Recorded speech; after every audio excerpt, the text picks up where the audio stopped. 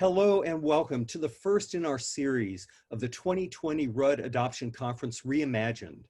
My name is Hal Grodevent and I hold the Rudd Family Foundation Chair in Psychology at the University of Massachusetts Amherst.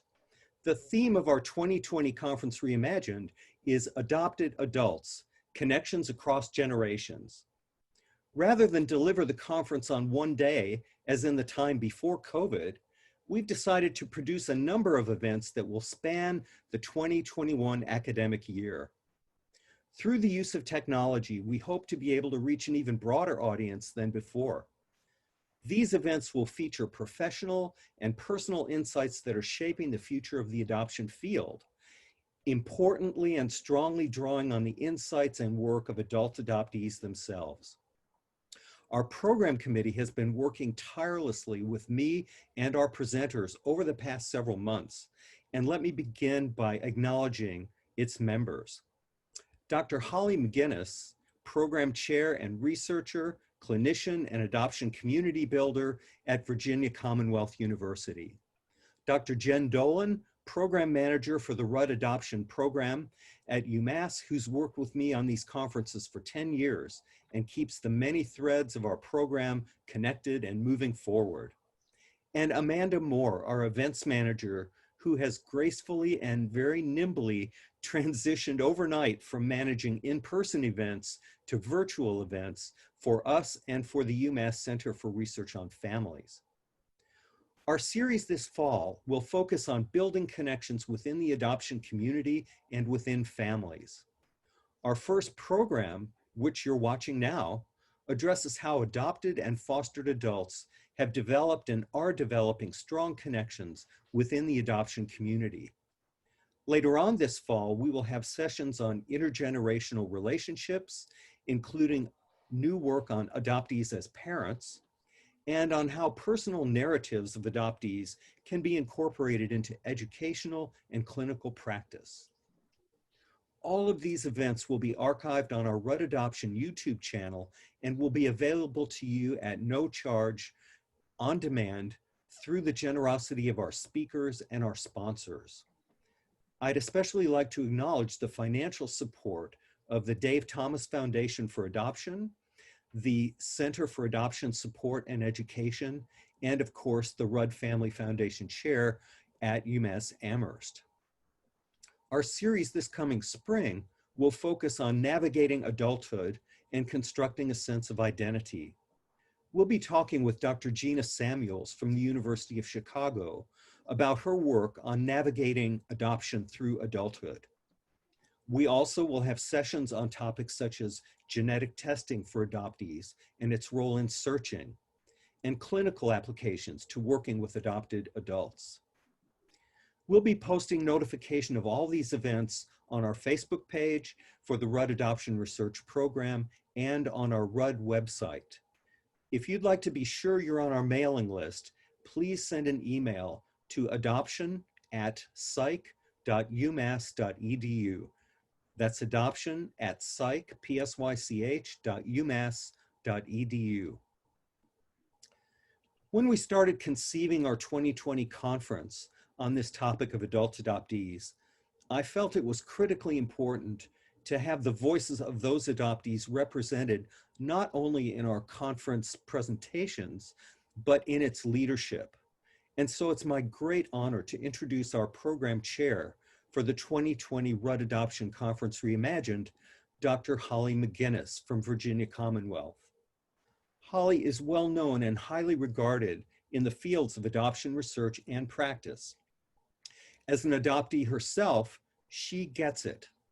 And as someone with deep roots in social work and public policy, she is committed to sharing her knowledge while bringing others to the table. Holly has been a fantastic partner in this work. Her knowledge of the field, her self-awareness, her warm spirit, and her sense of humor make any project she hosts into a place where people want to be, want to learn, want to grow, and want to share. And you'll see that as we move ahead with this presentation. So please join me in welcoming Holly, who will introduce today's exciting program and speakers. Thank you very much for joining us today, and I'll see you on the other side. Hi, Hal. Thank you for that wonderful introduction and welcome. My name is Dr. Holly McGinnis, and I am so honored to be the inaugural program chair for the 2020 Rudd Adoption Research Program Conference, Now Reimagined. I was so thrilled as a international adoptee from South Korea who grew up in a transracial family in New York. To be invited to lead a conversation that has largely been ignored, which is the fact that we as adoptees grow up. A lot of the research has centered on the experiences of adoptees as children and adolescents, but so much happens also as we leave our families and embark on lives and careers of our own. And so I'm really grateful and excited about the speakers we have lined up for today to come and talk to us about their experiences as adopted adults. And also, more importantly, the work that they have done in terms of connecting with other adoptees and building a community of adopted adults that are not only in the United States, but global and international.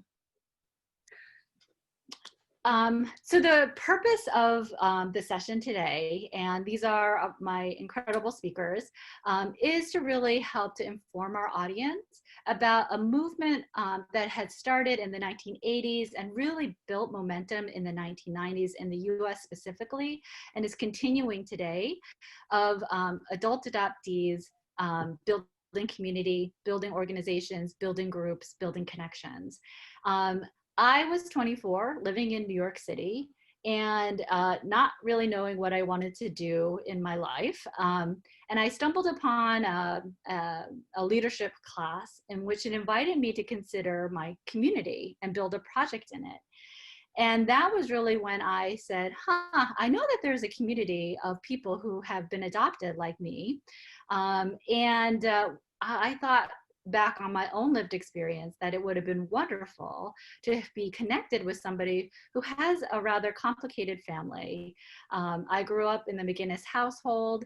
I have a little blonde hair mom, an Irish last name, and this Korean face. So it's 1996. I'm living in New York City, and all the news stories of all the children being adopted from China are coming in. And I said, wow, well, maybe I could be a role model or a mentor to this whole new generation of kids that I know that are going to grow up in families like mine. And so it was through starting an organization called Also Known As, because I really felt that who we are is multiple identities. I'm not just an adopted Korean. I am also known as many things. But it was also a way to reclaim a part of my identity. So I like to introduce myself as I'm Holly McGinnis, but I'm also known as Lee Hwa Young, and that is my Korean birth name. And I'm also known as mom. I'm also known as daughter. I'm also known as many identities. And that ultimately we can create a space where we can all claim our identity. So through that work, I got to meet Susan Cox, who also was adopted from Korea, and was one of the first adoptees from South Korea. And she became my role model and dear friend, and has also been a professional in the world of adoption, and also was the visionary for the first gathering of the first generation of Korean adoptees in Washington, D.C. in 1999. So I really wanted to invite her to come in and tell the story of how our community got to start to be a community, and that we are amazingly at almost 25 years of community, and a lot has changed. And then I'm really excited to invite Alex Gilbert and Grace O'Neill into this conversation, who are now adoptees also in their 20s, who are doing incredible work internationally. Alex with his I Am Adopted website and community building, not only in New Zealand, he's not American, but around the world. And Grace O'Neill, who is an undergraduate at UMass Amherst, and building how we can build not only community, but also build within institutions spaces for adoptees to connect, which I think is even more vital and important. So I really thank you and welcome Susan, Alex, and Grace to this wonderful conversation. And I am really excited about what we have to share with people and educate them about our community. Okay, so um, Susan, can you tell us a little bit of your adoption story? Sure. Well, I look at the generations that are represented here, and I'm certainly at the front end of that. Um, I remember I grew up in a tiny little community, rural community. So when people asked me if I knew other Koreans, there were no other Asians. There were actually no really other people of color. So when I think back on it, my life was in fact pretty isolated. But at the time, it was the only experience that I knew. And so I considered myself American in every way. I remember seeing myself in a three-way mirror in my 7th grade PE class and thinking, oh my gosh, I look Korean. And sort of startled by that and wondering, I must have always looked like this, but why didn't anyone tell me? Mm. And I'm the oldest of 5 children. My parents adopted a son a year later from Korea and then had 3 biological children. So I have the experience of being in a family where they're both adopted and biological children. And you forget how you look across from the breakfast table every day. These are just your siblings, your mom and dad. But then when you go out into the world, that's when it's your packaging that people see and the expectation that I and other adoptees, other people are how you look on the outside. I did not meet another Korean adoptee until I was 17 years old. And I will never forget what that experience felt like. And he was a Korean adoptee, young man, and it was just so exciting to meet somebody who I had known literally for a few days or even just in a few hours. And we could connect in a way that I had not ever connected with my friends that I had known since I was a little girl. And I have seen that experience repeated over and over. When I think about adoptees who come together, they don't maybe have any other things in common. They philosophically are different, religiously, rural, urban, all the things that define us as Holly said, the also known as. But somehow that unique experience of being born in one place and growing up in another, and particularly if you are a different race of your parents, that is enough of a common bind that it really is profoundly important. So fast forward, I was married quite young. And as Holly said, I was one of the first adoptees from Korea. In fact, I was number 167. And so something that I learned, much later. And so I was elected to the board of directors of the organization that I was adopted from Holt International. And I was 24 years old. So I started out when in my 20s, similar to you. And I know Holly's heard me say this, I felt like an island. I would go to meetings, I would go to conferences, and I really was the only adoptee. And so now there is an abundance of adoptees who are not only adopted, but who are involved more professionally in adoption, or certainly like Alex, they're doing other things to bring adoptees together. But having never forgotten that first experience, and then I was a director for Holt Heritage Camps for a number of years. And on the application, kids would say, why are you coming to camp? And very often it was because my parents are making me. But then afterwards, when you would say, what was the most important thing? What was the best part about camp? It was almost always, without exception, being with other people who are just like me. And I just saw that repeated over and over. And so I was in Washington, D.C. right after they had established or they had put in the Korean War Memorial. And I went to see it, and it was, deeply moving because I was adopted, and I am because of the Korean War. My mother was Korean and my father was a soldier. And so it's all, when people talk about the forgotten war, it was never forgotten by me and an awful lot of other adoptees. But I remember telling a friend and another adoptee saying, oh, I wish you could see this. I wish you could come and sometime when I'm in DC so we could go visit together. And then sort of that was the genesis of the idea of having, why couldn't we all meet there together? And so that is how the first gathering was born. And Holly, I don't know if you remember, I think in many ways, the most important moment was walking into that room of more than 200 adult adoptees. And as we were planning it, we didn't know, well, would anybody come?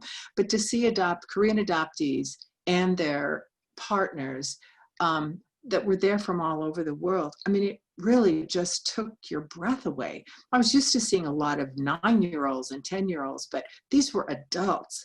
And so many of us were adopted at a time that there were no opportunities. There were no books. There were no camps. There were no tours. Our parents were told to Americanize us as quickly as possible. And so what happened in that was that you became disconnected from the part of you that was your history, your beginnings. And that was the practice of the day. I mean, they were so concerned that children wouldn't fit in, that's what people believed was the best thing to do. And now, I mean, that's one of the things that has changed so much over the years. But back to the moment that I think I will never forget, is that we all walked early in the morning, like 7 a.m. in the morning, or at sunrise, to the Korean War Memorial together. And it was just, it's what I had dreamed and pictured and hoped for. And, there were some Korean War veterans there to greet us, and thought about how our lives, because so many of us who attended were in that first, second generation, how our lives had started with great difficulty. I mean, the fact that you have to be adopted to have a family means that something has gone awry from the natural order of things. And so for us to be together and to see this group of 200 plus people feel immediately that same connection that we may not ever have otherwise socialized together, had things in common, but what we had was so important that it really did hold us together. And it's gratifying to see how that has emerged. And that isn't to say that all adoptees feel the same. There are way too many of us. There's some adoptees who feel very positive about their adoption experience, and then there are adoptees who do not. And I'm always so sad when I hear of adoptees who've had a terrible experience, that the family that they went into was not a good family. And it always makes me so sad, because that certainly wasn't my experience, and that was not the intention of adoption. That's not the purpose at all. So people feel all across the map about the adoption experience, and when there's that many people, of course that should be expected. But when you think about the generational part, I am way at the front of this generation. Alex and Grace are both younger than my children. So adoption is forever. It doesn't end when you become 18. It doesn't end when you get married or become a parent, and it ebbs and flows. There's times when being adopted is like the most important thing, and it's right there in front of you. And then there's other times that it's not so important at all. And it also is different for different people. I had the honor or the privilege, I guess, of searching and finding my biological family. And for me, there was great curiosity about it. I wanted to know, I wanted to meet the woman who had given birth to me. I wanted to be able to say to her, as a mother, I couldn't imagine how painful that must have been, and to reassure her that she'd done the right thing. And I know that there are other adoptees who have this enormous hole in their heart that they just feel will not be filled if they can't find their birth connection to their family. And it may or may not have anything to do with the kind of adoption that they had. And I think both of those experiences are normal. So we're a huge population, so we all have different thoughts and ideas, but I am confident that the idea of connecting and globally is just going to grow, and particularly now because of the internet. I took back my Korean name when I celebrated my 40th birthday. And when you look very often at adoptees' email address, and mine included, has their Korean name somewhere in that. I became more connected to my heritage as I got older. But and then I gave birth to 2 children who didn't look Korean in any way. And so, but for them, they feel Korean. They know they're connected to Korea because I'm their mother. And so it is generational. That Korean heritage is going to be a part of my family legacy just because of it's going to get diminished as the generations happen. But that's important to me. It's something that I'm very proud of. Thank you, Holly, for bringing all of us together.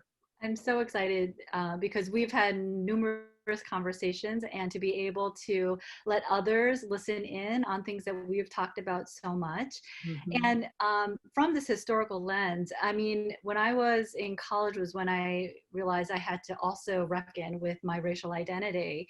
And I said, how am I an American with this family that I have? And part of what happened was I studied the starting of international adoption and the roots of international adoption, the policies that have allowed for thousands of children to come from all over the world was in the Korean War. And so often I think as adoptees, because we don't know our biological history and families, we feel like we just dropped out of an airplane on a 747 or something and started with our families. But when I got connected to the Korean War and I realized, this is how come I got to be in my family. And then to walk, like you said, Susan, to the Korean War Memorial in Washington, D.C. with over 200 people who have been this legacy of that time. We were all bawling our eyes out, by the way. And it was truly an historical moment. And I just want to share, just in contrast to Alex, and I'll have Alex and Grace share shortly, is that when I was starting, also known as in New York City, I love sharing this story about I didn't know how to find, I needed to find adult adoptees, and then I needed to find little adoptees to mentor if we were going to do this. And you know, the internet was just becoming more popular. Most people were on AOL if they were on anything. So I couldn't just Google search adoptees. And I had to have phone conversations, and I had to go to adoption agencies and hunt out some of the adult parent groups that I had heard about were forming and keeping connected. Because in my generation, in the adoptees who came in the 70s and the 80s, because of Susan's generation, agencies were trying to shift and say, oh, well, maybe we don't just cut them totally off of their biological birth roots and culture. Maybe we try to incorporate that. And that's when culture camps became something in the 80s and more popular throughout the 1990s. But I remember having to go to an Asian Heritage Festival in New York City, going from table to table to table saying, hi, I'm trying to find people who are adopted, and I'm starting a group, and here's my card. Give me a call. So very time in a very specific moment. And yet we were able to connect. We were able to have that FaceTime together, literal FaceTime in the same 3D space, not 3D. So then I would love to invite Alex to share about some of the work that you're doing, what motivated you, and some of your adoption story as well, and any connections you could make with what some of the things that Susan has shared. Yes, well, it's thank you so much, and it's good to be here and calling all the way from New Zealand. It's a long way from where you guys all are in the world. My story starts in the 1990s, so I'm a different, completely different generation, which is it's all different for everybody. I was born at the top of Russia in 1992 in a very small town called Arkhangelsk, and I came to New Zealand when I was 2 years old. So I don't remember anything from Russia being so young, but I did grow up just as a normal Kiwi, as a normal New Zealander, with a normal, beautiful family. I had my brother who was also from the same orphanage as me as well, Andre, and different birth parents. But we grew up in our family with this Russian culture as well. Like we had it helped me learn a lot about Russia. We had a lot of photos and videos, all the little Russian dolls. We had everything like that growing up, which was great. And we also connected with other children who were also adopted from Russia during the 1990s. So it's been growing up. I've always asked a lot of questions about where Russia is. I didn't know the language. I still am learning the language. I can read it now, but it's taken a very long time to get to that point. But in the 1990s, I wanted to just focus on English and stick with the New Zealand side because I kind of pushed Russia away from me a little bit growing up. And then growing up further and more into my teenage years, I got really fascinated about Russia and where I come from, and I wanted to go back. And of course, I wanted to track down my birth parents. So going forward, I hope I'm not going too fast on this story too much, but going forward, when I was 21, I then decided to pull out all my adoption papers, have a look at the names and start investigating or start searching. So I decided this was the time. I was ready to do it. I was preparing myself for this. And because I wasn't really ready during my teenage years, I said, now this is the time where I want to learn about my birth parents, see what I can find and see if I can actually find them. So I did some information searching, went through social media, and then I tracked down my birth mother, who was living in a completely different town. And then my birth father didn't know anything about me. So that was another whole journey I had to take on. And I remember contacting him when I finally got a hold of him through my birth mother. My birth mother gave me some information about my birth father because all the names of my birth father was not correct on any of my paperwork. So it was all very, she kept it quite quiet, quite secret. And that was her choice. And my birth mother, she grew up in an orphanage herself and she never had a family. So I always put myself in her shoes and just understand that everything was quite difficult, must have been very difficult for her. And she just thought this was the right thing for Alex. So going further down, I tracked down my birth father as well, and I got in touch with him, and he was very shocked to know that he has a son in New Zealand, and he said his whole life has completely changed. And then at the end of 2013, I went over to Russia and met both of my birth parents for the first time, and I went all by myself, and I went to Moscow, and then I went to the small little village town where my birth mother was, and we drove 6 hours in the middle of nowhere and met her. And she was absolutely shocked to see me, and she couldn't believe it. Kept grabbing me, hugging me, and then showing me around her little town and area like that. And I could speak no Russian. I knew hello or goodbye or thank you. And so that was quite hard for me because I really told myself, this is quite embarrassing. I don't know the language of the country I was born in. And it really did bother me a lot because I was looking at signs and I couldn't understand a single thing that was going on, and everything had to be done through a translator. So that was quite difficult for me. I just found that quite overwhelming with everything going on. I was very nervous. I was excited. There was a lot of emotions happening all at the same time. But I also, being there, I learned a lot. And I definitely, doing that journey, completely changed my life within 24 hours. It was over there meeting her. And then after I met her, I then flew to St. Petersburg and met my birth father. And that completely changed everyone's lives.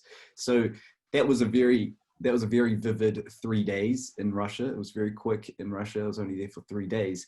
And just the memories, all of that, I just remember it hour by hour going over to meet my birth parents. So that definitely was incredible. And connecting with them was absolutely life-changing. So further down the track, I've been back to Russia many times now. I've been back 8 times to Russia, and I've connected with both of my birth parents. I've revisited my birth mother several times, and I've also stayed with my birth father in St. Petersburg and his family, and just to get myself immersed around the language, around the people, and around the culture. So that was a goal of mine after that. My parents here in New Zealand as well have also met both of my birth parents, and they went over to Russia in 2015, and they got to meet them both as well. So that was surreal. That was like something out of a dream, to be honest. I didn't ever expect that to happen.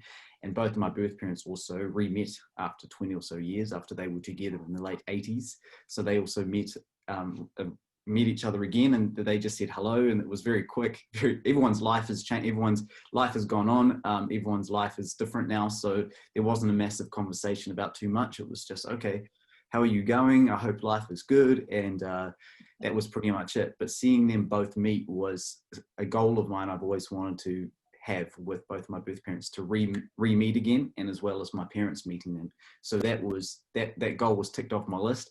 And then down the line, I've been back, and in 2015, I created a community called I'm Adopted, which is imadopted.org, and it's on Facebook, and it shares thousands of stories for adoptees around the world. So it's in 3 languages. We've got it in English, Spanish, and Russian. And what it does is it shares stories, it gives advice, there's resources there for adoptees. We have a community, a private community as well. We do live talks, we have a podcast, we do videos, we do interviews, the list goes on.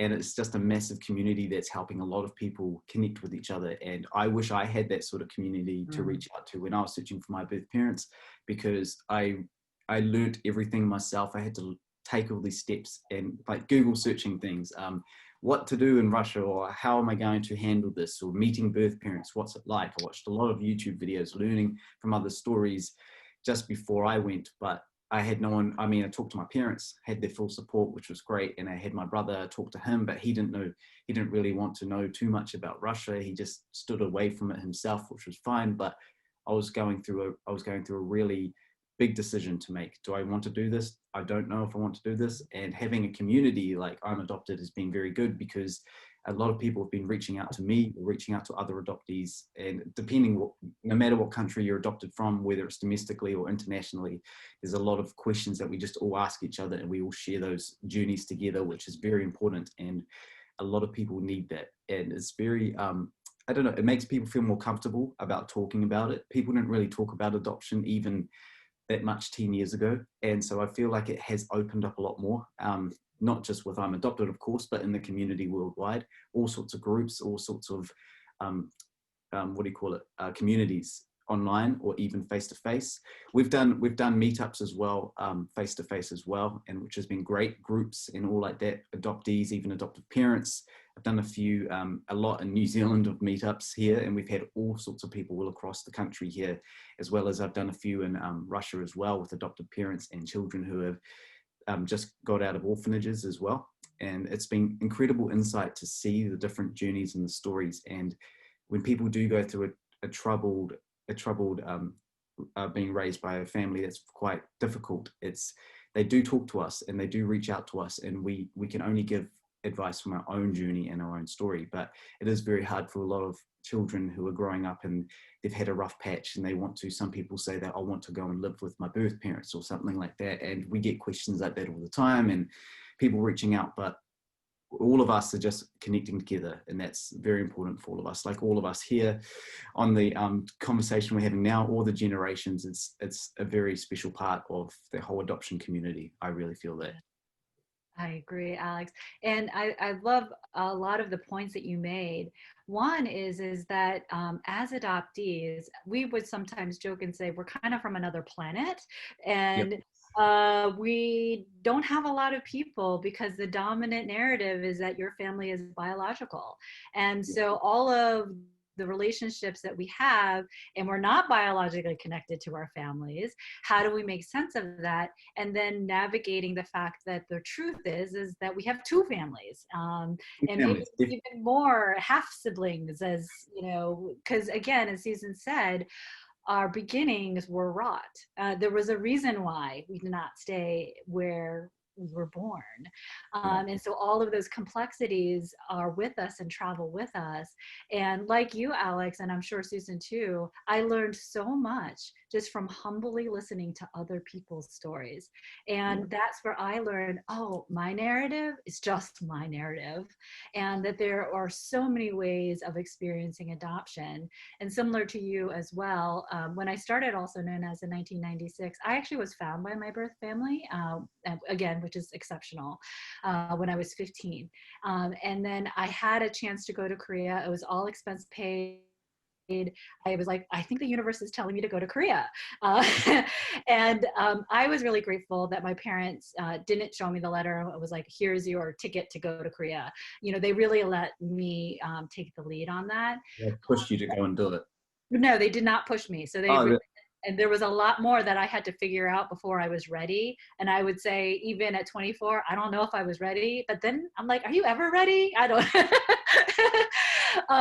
But these are the fun and the jokes that we as adoptees can kind of laugh at, and we get it, right? But similar to you too, was that it was so confusing afterwards to have met all of these other people. And what I was grateful for was that Also Known As was already starting, and I had connection and community. And while a lot of the other adoptees hadn't met birth family either, they could sit and be with me because they knew, they kind of understood.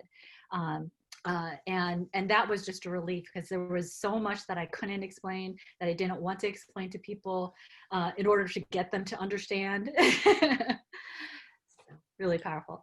So Grace, I want to give you the mic and share with us your story and, you know, connecting to adoptees and how that's impacted you. Okay, sure. I'm very excited to be here. I'm gonna kind of go top to bottom a little. So I'm Grace. Right now I'm a junior at UMass. I'm studying English and Psych, and I am the president of the Adopted Student Advisory Panel, which is a student organization created to provide a space for adoptees on campus to connect as a community, share experiences, and engage with each other and with the outside community in like various forms of educational outreach. And ASAP was born out of the Adopting Mentoring Partnership, which runs through the Red Adoption Research Program and Big Brothers Big Sisters.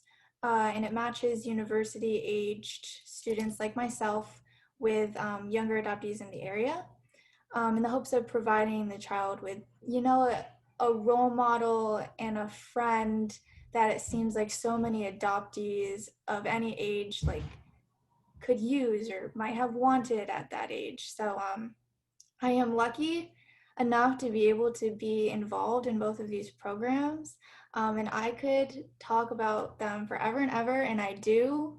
My friends and family, they're probably tired of it, so I relish in any opportunity I get to speak about how important these support systems are to adoptees of any age.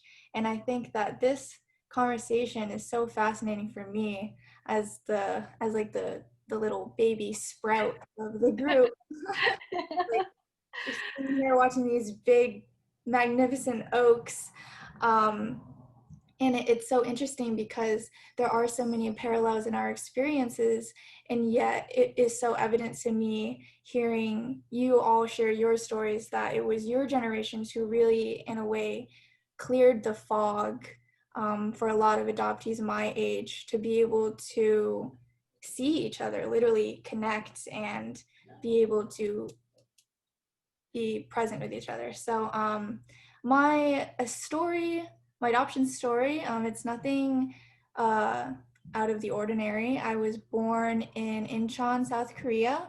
I was adopted at about 6 months to an American family. I grew up in Enfield, Connecticut in the suburbs with my parents and my older sister, who was also adopted from Korea 2 years before me. And so while I had always known I was adopted and accepted that I was adopted, being in an intergenerational family, it's not like it was anything they could hide. It wasn't really until I reached late adolescence that I began to really explore my feelings around it and my resistance towards it, because like a lot of interracial adoptees that I've spoken to, it seems to be a common experience to have a sort of deep dissonance between identities growing up. And there's a lot of latent feelings toward the trauma, I guess. I think that kind of what Holly you were talking about when you were introduced. Sorry, my roommates are loud. In the introduction, how there isn't really a lot of attention given to the experience of adult adoptees. And I think that these conversations are so important because a lot of the trauma of adoption does happen in our early life, but it isn't until we grow up that we begin to process that trauma. So let me think. I did take some notes. While you all were speaking. I think it's funny that the culture camps are being brought up so much. I did go to culture camp. I don't remember much of that experience, to be honest with you, because I was so young. I was maybe 5 or 6. I didn't really have a sense of the value of that experience at the time. I remember the little Asian baby doll I came home with. I remember the pen pal that I talked to for maybe a year afterward. And wow, now I wish that I still had her address. But yeah, I think that there is a very special connection between adoptees, and I'll just cut straight to the ASAP, I guess. I think that the greatest part about walking into my first ASAP meeting, my freshman year of college, was this instant sense of belongingness. It was such a relief. It was like a weight off your shoulders. And as adopted people, it's easy to relate to that feeling of not quite fitting into the room, being the only adopted person in the room, feeling isolated in ways that maybe are hard to explain. And so, especially being a first year at like a big state school like UMass, sometimes the transition to college can be like a dramatic one.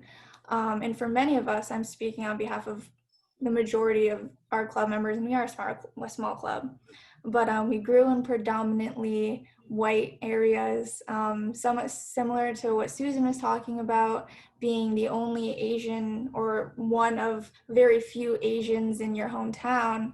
And then all of a sudden you enter UMass and you're one of thousands. And so ASAP can become for these students a sort of safe haven where you can feel uplifted and accepted, which seems to be a common theme, and supported in a way that's very special. And I love, Holly, how you brought up humor, because I love our meetings. They're always so much fun because when people say or ask me, you know, what do you even do in an adoption club? They always expect it to be like a support group where we all share in a circle like these depressing stories about our childhoods, and it's nothing like that. It's really just a group of friends who share this one common experience, and we have these inside jokes, and it's great. It's not depressing at all. It really is not. And I think that the community component, more than anything else, and I'm sure that many would agree, is the most important part. And I think it's interesting too, this motif I'm seeing of dichotomy and struggling between two identities. I think for a lot of Asian adoptees, and again, most of our members are Asian, you suddenly are one Asian face in thousands, and there are second generation Asian Americans, and then there are international students from Asia. And a common experience that I see is that we just don't feel like we fit in with either group. And never mind fitting in with our white friends from home or the new white friends that we're meeting on campus. So I think that really carving out a community on the tightrope that we are walking on has been just very helpful. It's just been a great experience. So Yeah, I think that this is really fascinating for me. I feel like I don't have as many like big, insightful words of wisdom to share, but I'm learning a lot from hearing the stories and the lessons that everybody else brings to the table. I speak mostly to people my own age. So I'm very honored to be here. I feel like Well, Grace, we are honored that you are here to share your story as well, because I think one of the commonalities that I see is that for Susan, myself, and Alex, we had to figure this out kind of on our own. And part of the beauty of having the Rudd Center at UMass was they got to do the thinking for you, yes. and made that space for adoptees to come together. So you didn't know that it was something that could have been beneficial, but it was there for you and you got to walk in. Whereas when I went to college, there was no adoptee groups, and I did a very similar, like, okay, I'm going to the Korean Student Association meeting. I don't fit here. And then I'm going to go over, to this one. I'm like, I don't fit here either. And that's what I heard a lot also from other adoptees, is like a little bit of Goldilocks, and we are dichotomized, do you fit into the immigrant group of your biological family, or do you fit into the dominant adoptive family that you were growing up in? And we are often feeling like we are torn between those two cultures. And then when you have race on top of that in America, that makes it all the more complicated. And what I appreciated and what I learned from your story, Grace, is when I was working at the Donaldson Adoption Institute, we did a study looking at adoption identity and racial ethnic identity among adopted adults. Because I was really interested in, well, how does this move and change over time? And one of the titles that we made of it was Beyond Culture Camp, because what I began to recognize is that culture camp was a start, but it's not the end. And what we found was that a lot of the adult adoptees, when we asked a question, how important was your adoption identity at these different age times, and how important was your racial ethnic identity over these age times, by middle school, half of the people said it was important, but by college, so by 2021, it was like 80% of adoptees were saying this was important to me. And yet we go to college, we go off and do whatever, and there is nothing in our environments that would actually give us the space to talk about this very core part of who we are. So that, I think, is like the good news. And one of the messages is that that you don't have to go it alone. That is part of what we've been working so hard, I think, Alex and Susan and myself, is to say we don't have to go along. And Grace, what you share is saying, and it is helpful when we build these things for each other. So any other thoughts and reactions? It's also really good hearing Grace's story and just connecting, getting, parts of the journey and getting yourself familiar with that culture it's important. You need to do that. And it's like a lot of us here. It's like there's been a lot of adoptees that have had nothing to do with the country they were born in, and they just don't know anything. And it's very hard to sit down and have a full conversation about it too with another adoptee, because they want to learn so much. It's like, where do you begin? Where do you start with that?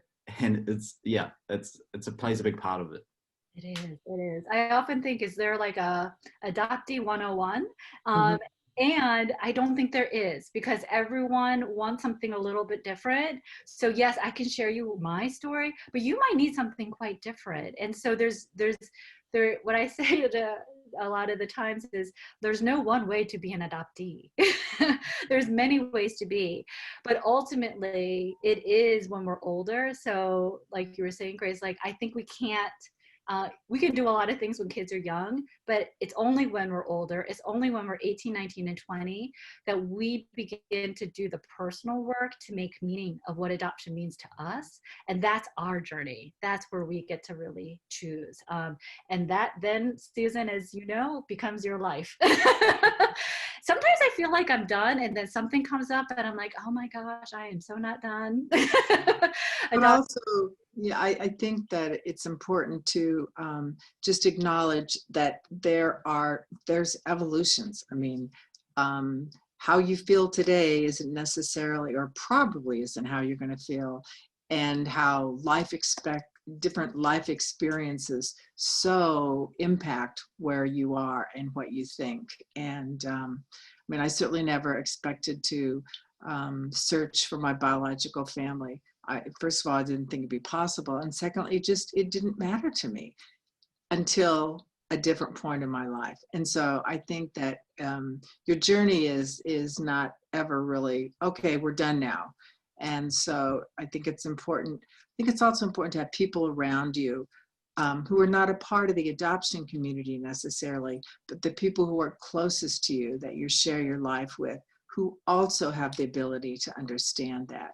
Maybe not, certainly they're not going to know it in the same way as another adoptee, but I think it's important that you are around people who respect and embrace that this is part of who you are, and that they don't minimize it, or make it too big a deal, that you get to guide it, but that they need to be a part of it, because that's who you're sharing your life with every day. So I appreciate that insight too. Again, since Susan and I have been in the trenches of the adoption community for decades now, is that it can get tiring, and you might need to step away because it's a lot of work to create space for others to do their work, and who you are is more than your adoption. And I think that that's so important too. And like Susan said, that might be the focus in this moment, but then you might be focusing on something else at another moment. And the gift is when I stepped away from leadership with Also Known As, because I wanted to do other things, other adoptees stepped in. And so I said, the organization is only as important as the community says that it continues to be important. And it's not about the community the organization existing. The organization exists because the community desires it to, and it's not about me. And so we do evolve and move. And I did want to touch a little bit also, Susan, about your experience. I don't know if I told the audience, but I think in the bio it'll be there, but you have been working as Vice President for Policy and External Affairs at Holt International for decades. And my journey also became, I was doing all the community work, and then I went to an orphanage in South Korea, bringing a group of adoptees on a motherland trip. And it just stopped me in my tracks. And I said, whoa, what's going on here? Because I had never been to an orphanage before. My major was American Studies. I didn't know anything about child development, but I knew something was not right. Also with the way that the children interacted with me.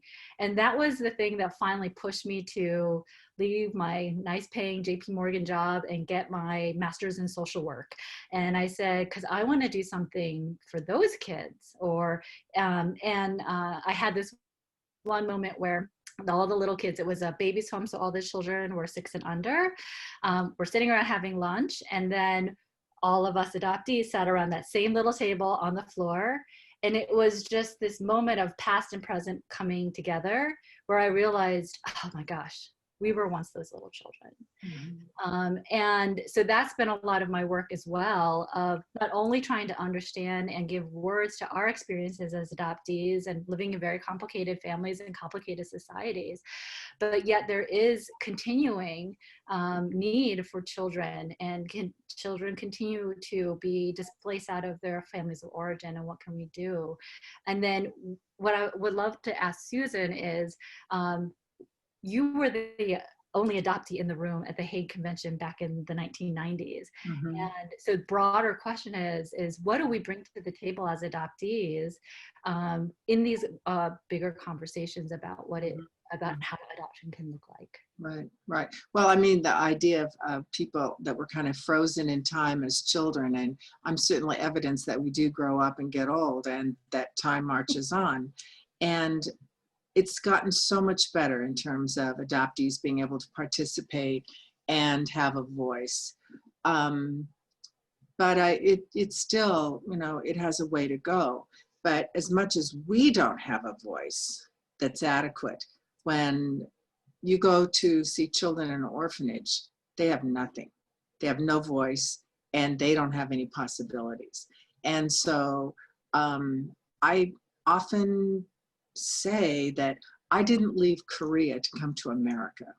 I left Korea to come to a family.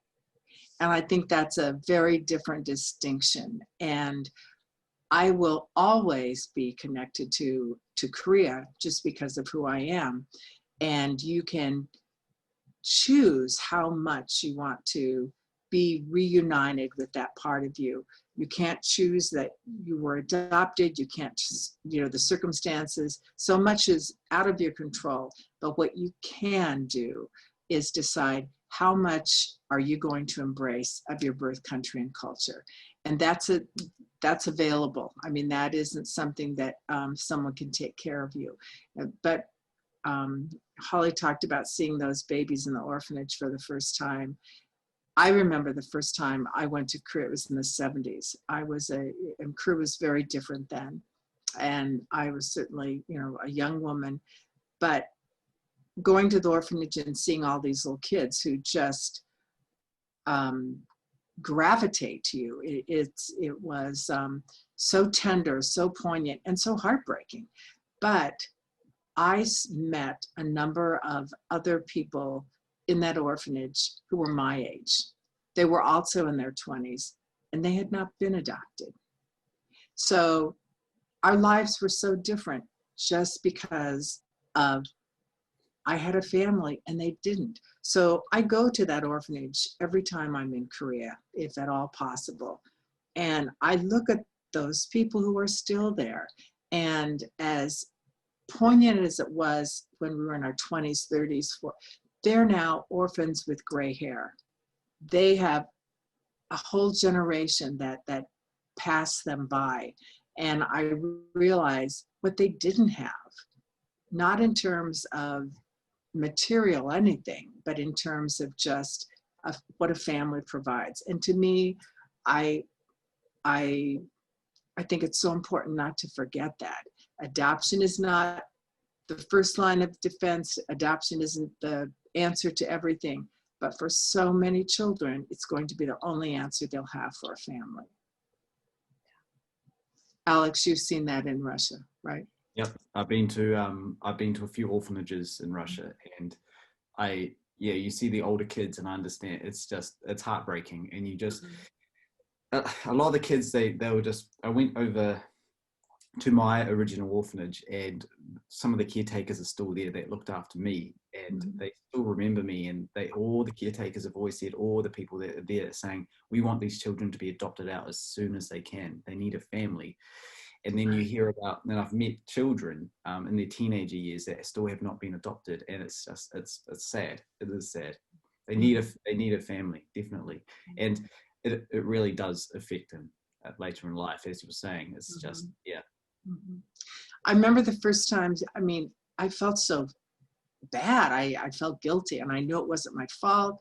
It wasn't anything that I could have prevented, but I felt guilty for having a life that was so different than what their life was and was always going to be. And that is reality. You just want to help all of them, don't you? Yeah. And I got to go back to not that specific orphanage, but at least to study and do research on the lives of adolescents growing up in institutional care in South Korea through my dissertation, and decided to pursue my PhD. And it is so complicated. And like Susan said, adoption isn't the answer. And I don't think it should ever be one solitary answer. What we need are options and choices for children to either go back safely to their families of origin, for their families of origin to have enough economic support that they can sustain their families. But all of these are complicated by culture and history and ways of doing and being and thinking about what's family, what's not family, that get institutionalized unique and specific ways depending on the culture that you're talking from. So these are really tough, intractable problems. But I stand with Susan that we have to give at least an alternative, one, to kids who really only have a choice of possibly an institution and or the street. And in those contexts, the institution is favorable to life on the street. So all of these things, it's not better, worse, whatever. It is to me about options for kids so that they can live as safely and become into their fullest potential. And this is not to minimize at all the complexities that adoption brings back into people's lives too, and we are living examples of all of that as well. So I wanted to conclude our session, which has just been phenomenal. And I hope our audience has gotten as much out of chatting with each other as I have. And so I just wanted to conclude with kind of one final perspective or thought or message that you would want to give our audience about adoption in adulthood and why connecting with adoptees makes a difference. Yeah, I want to say thank you very much for letting me join, and connecting. As with my own experience, me connecting with other adoptees has definitely just been a life-changing experience, and it's very important because it makes me learn so much about it, and it helps along with the path and the journey, whatever you're taking, finding families or finding your birth family, or maybe not finding your birth family. You have the support there, and connecting is definitely a big step with that. So thank you very much for letting me join. I also want to say a big thank you for extending the invitation to allow me to participate in this discussion. I think that to reverberate some of what has been said today, everybody has their own story to tell. Everybody has their own path to walk on, and it is their own, but they don't have to do it alone. I think that there is so much to learn from other people, but also to look inward. And it is a lifelong process. So yes, this has been magical and eye-opening and lovely. So thank you again. Susan, do you have any? Holly, thank you, but also, thanks to Hal, who is not in the screen right now. I've had the pleasure of working with him for a long time, and he's someone who has always believed in the importance of hearing the adoptee experience, and we all have benefited from that. I think what is so clear is that it doesn't matter in what decade you were adopted, the commonality of the experience, it's always going to be important to stay connected and be together. And it's going to just continue to get richer and, fuller. And I am grateful that for people who are adopted now, that it's going to be an opportunity that will just be much easier for them than it was. And while the idea of culture camps is, that's the beginning, I think that if parents are involved with that part of their child's experience from the time they're very little, it's not going to be such a gobsmack when they go off to college or go away, that they may not appreciate it at the time, but they will know that they can go, they will have that, embedded in their experience. And it also demonstrates that the parents think it's important. And how your parents feel about this part of who you are as an adoptee, I think is incredibly important. And I think we are getting better over time with that as well. Thank you, Holly. Thank you. And now I'm going to invite Hal just to conclude our inaugural session of our remote conference, which has been exciting to reimagine how we can deliver the conference in this new way. It's been so wonderful to just be listening in to your stories and to this conversation. It's really profound, and I really appreciate the sincerity of all of you in sharing your stories, sharing your passion, sharing your journeys, really. And I know that it will be an inspiration for people in the future. It'll be an inspiration for current adoptees. It'll be an inspiration, I know, to adoptive parents to help them think more about what their children might be experiencing. Mhm. And it will be really a profound influence, I think, in support of the importance of community. And all of you talked so eloquently about the bond that, even though each of you has very individual experiences and stories, there is a bond of being an adopted person that is just, you know, it's just special and it's unique and it transcends all of these other things, and it's so powerful. So I really thank you for sharing all of those stories. And, you know, to the extent that we here at the RUD program can support the work that you're doing and can help increase awareness of the perspectives that you're sharing, that's really our mission. You know, our center was really begun and was inspired by adoptive parents who had a student. Their daughter was an undergraduate student here at UMass Amherst, and she had been adopted. And they really felt that there was something about that experience that needed to be made more visible. It needed to be better understood so that children like their daughter, who's now, you know, grown up, but other adoptees coming along would be able to benefit from that. So it's been really our honor and our privilege to be able to work in this area for the past dozen or so years.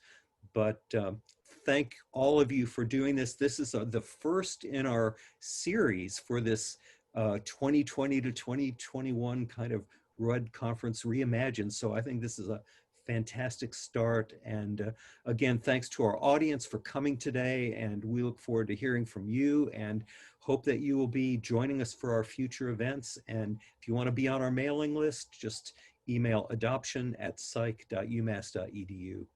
Thanks to all of you. Thank you so much. Thank you. Bye, everybody. Bye-bye.